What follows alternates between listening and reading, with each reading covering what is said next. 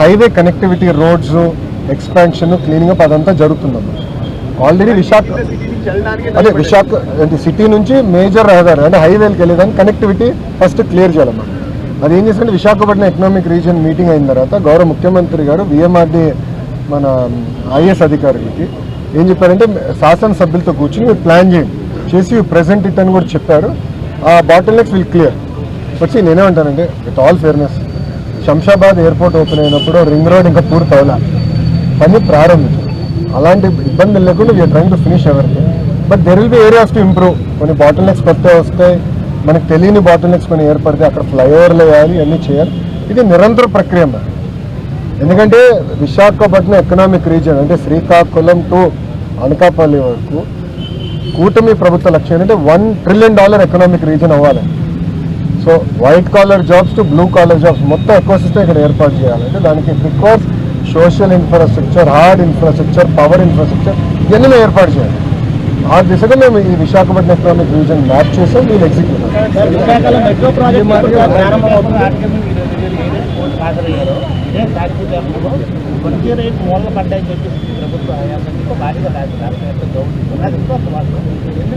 వాళ్ళ అందరు వెళ్ళి వెహికల్స్ కూడా చూపించారు. వాళ్ళ టైంలో తీసుకొచ్చిన వాళ్ళ టైంలో మూతపడిన 108 తప్ప ఎన్డీఏ అధికారంలోకి వచ్చిన తర్వాత ఒక్కటి కూడా మూసేయలేదు. ప్లీజ్ బి వెరీ క్లియర్ అన్నారు.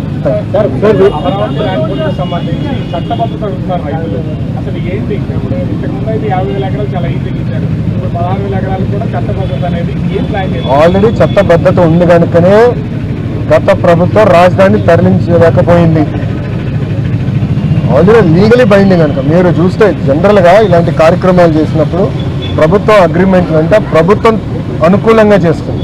కానీ ఆనాడు ముందు చూపుతో గౌరవ ముఖ్యమంత్రి గారు అగ్రిమెంట్లు చేసినప్పుడు అమరావతి రైతులతో అంటే రాష్ట్ర ప్రభుత్వం చేసినప్పుడు రైతుల పక్షాన చేసిన అగ్రిమెంట్, అందుకే రాజధాని తరలించలేకపోయారు. ఈరోజు మీరు వెళ్ళి చూడండి, అమరావతి పనులు కూడా ఇక్కడ ఎట్లయితే ఎకనామిక్ రీజన్ యాక్టివిటీలు భోగాపురం ఎయిర్పోర్ట్ ఎంత స్పీడ్గా జరుగుతుందో అమరావతి పనులు కూడా అంతే స్పీడ్గా జరుగుతుంది. మీరు పొద్దునికి సాయంత్రానికి డిఫరెన్స్ ఉంటుంది, అంత స్పీడ్ అక్కడ కూడా పనులు జరుగుతున్నాయి.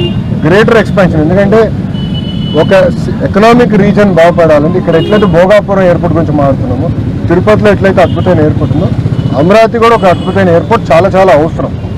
ఇప్పుడున్న ఎయిర్పోర్ట్ ఏ మూలకి సరిపోదు. అందుకే ల్యాండ్ పూలింగ్ తీసుకుని అక్కడ ఇన్ఫ్రాస్ట్రక్చర్, స్పోర్ట్స్ ఇన్ఫ్రాస్ట్రక్చర్ అంతా క్రియేట్ చేయాలని లక్ష్యంతో పనిచేస్తారు.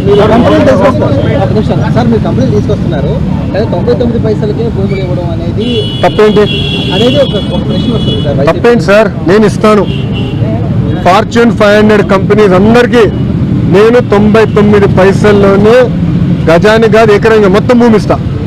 తప్పేంటి? ఎందుకంటే మేము ఉద్యోగాలు కల్పించాలనుకున్నాం. ఇక్కడ వాళ్ళ 5 సంవత్సరాల్లో చేయలేంది మేము 18 నెలలు చేసాం. ఈరోజు కాగ్నిసెంట్ ఎందుకు వచ్చిందండి? టీసీఎస్ ఎందుకు వచ్చింది? గూగుల్ ఎందుకు వచ్చింది? ఇన్సెంటివ్స్తో పాటు భూమి కూడా తక్కువ ధరతో మేము అందిస్తున్నాం. అందుకే వాళ్ళు కూడా పరిగెత్తుకుంటూ వస్తున్నారు. ఈరోజు భారతదేశంలో అన్ని రాష్ట్రాలతో పోల్చితే ఇన్వెస్ట్మెంట్స్లో ఆంధ్ర రాష్ట్రం నెంబర్ 1, 25% వచ్చింది. దాని తర్వాత రాష్ట్రం దాదాపు 7-10% అని అనుకుంది. నేను గౌరవ ముఖ్యమంత్రి గారికి నిన్న మీటింగ్లో చెప్పాను, sir we will celebrate when it is 50%. అని మీరు గమనించండి. ఒకే రాష్ట్రం ఒకే రాజధాని, కానీ అభివృద్ధి వికేంద్రీకరణ. శ్రీకాకుళం నుంచి చిత్తూరు వరకు అంటే ఇచ్చాపురం టు కుప్పం పెట్టుబడులు తీసుకొస్తున్నాం. Decentralised development, cluster based approach అనేది మేము చేస్తున్నాం. సార్ ఈ పెట్టుబడిలో విజయనగరం కఠిన చర్యలు తీసుకుంటామని నిన్న కూడా మీరు అనౌన్స్ చేశారు. వైసీపీ వాళ్ళ క్వశ్చన్ చేస్తున్నారు, మీ వాళ్ళే విపరీతమైన ప్రచారం చేస్తున్నారు, కించపరుస్తున్నారు, మీకు అర్హత ఎక్కడ ఉన్నారు? వైసీపీ ఆల్రెడీ మేము యాక్షన్ తీసుకున్నాము. మాకు చిత్తశుద్ధి ఉంది కనుకనే వైఎస్ భారతిరెడ్డి గారి పైన మా కార్యకర్త ఒక ట్వీట్